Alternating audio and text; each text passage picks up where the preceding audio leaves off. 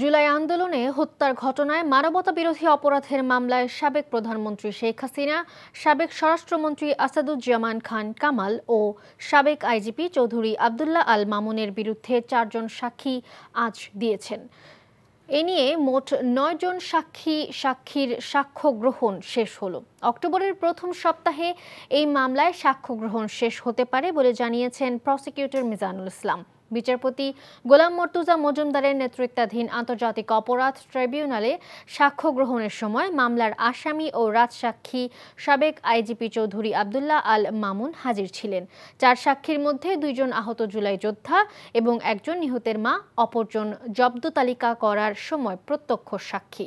শেখ হাসিনা এবং কামালের পক্ষের রাষ্ট্রনিযুক্ত আইনজীবী সাক্ষীদের জেরা করলেও মামুনের আইনজীবী জেরা করেননি।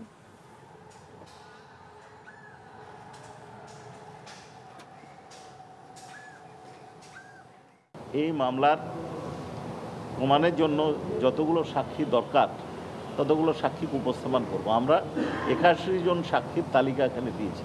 আইনে আমাদের অতিরিক্ত সাক্ষী দেওয়ারও সুযোগ আছে। সাক্ষী আমরা আশা করছি যে আমরা আগামী মাসের মধ্যে, না হলে পরবর্তী মাসের ফার্স্ট উইকে উপস্থাপন কমপ্লিট করতে পারব।